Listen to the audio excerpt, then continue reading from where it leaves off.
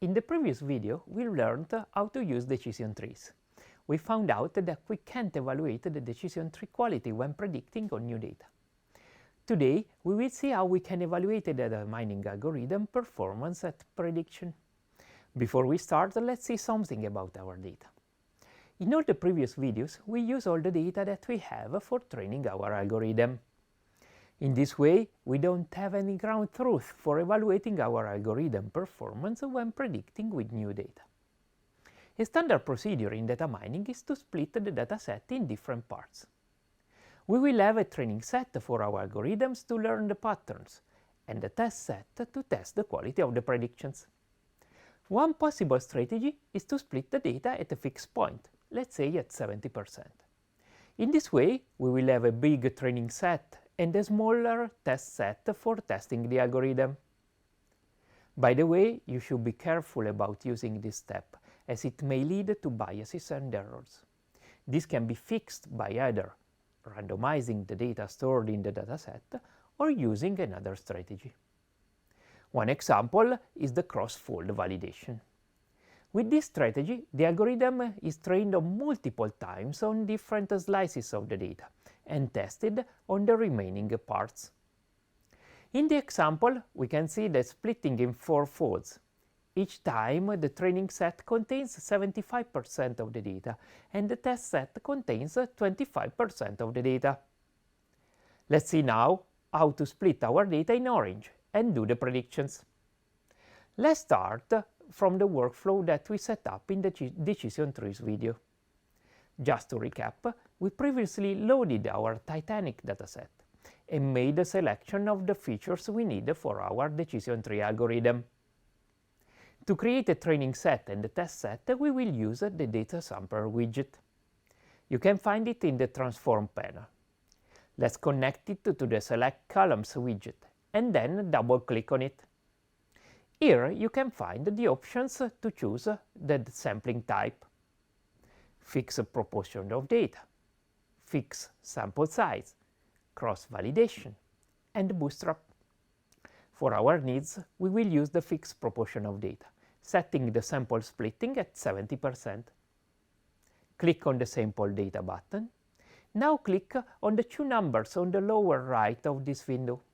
Here you can see that our data sampler split the 1043 records from the dataset in 2 parts.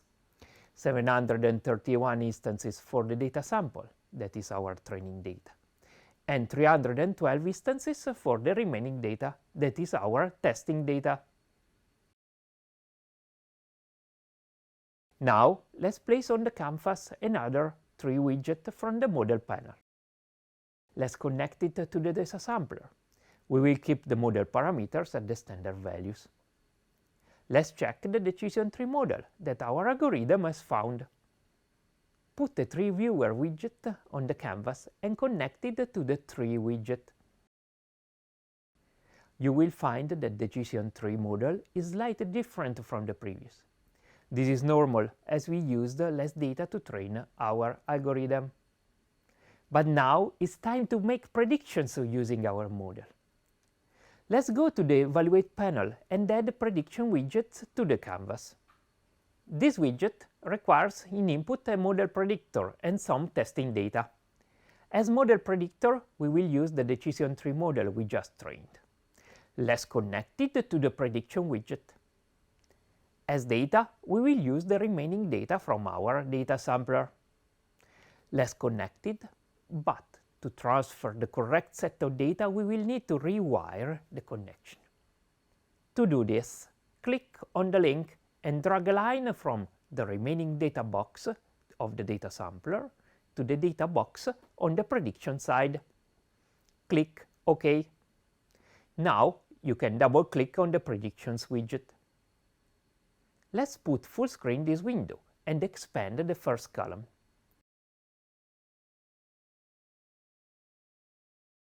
Here you will find a new column with the model prediction for the data instances in the testing dataset. The numbers in the first column are the probabilities of the data to be classified as 0 and 1 respectively. In our case, the classification if a person died or survived the Titanic disaster. For the first person in the dataset, the model predicted a non-survival with 80% of probability and the survival with 20% of probability. The final decision was to assign survived equals to 0, meaning that the person didn't survive the disaster. If we check the survived column, we see that this decision is correct indeed. On the other hand, the model didn't make a correct prediction for the third person.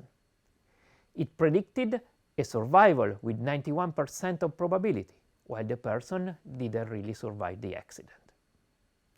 But how much is precise our model? We can see it at the bottom of this list. For now, suffice to say that it has a precision of 84.4%. It's not bad, but it can be improved, maybe using more data. To check the general classification performance, we can also add a confusion matrix to the canvas from the Evaluate panel. This widget helps to check the differences between the predicted class from the model and the actual class of the data. Let's connect it to the predictions widget. When you open the confusion metric widget, you find a little table. The elements on the main diagonal are correctly classified. On the top left cell, it contains the number of instances that did not survive the disaster and have been classified accordingly. On the bottom right cell, it contains the number of instances that survived the disaster and have been classified accordingly. The other two cells contain the classification errors. This can get different meanings and importance given the application.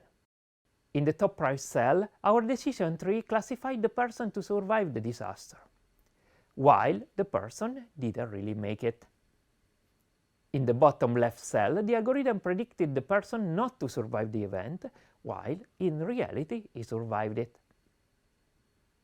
Congratulations! You made the first predictions using the data-driven approach and the data mining algorithm.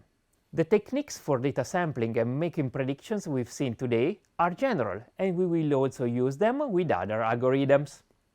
That's all for today. Ciao!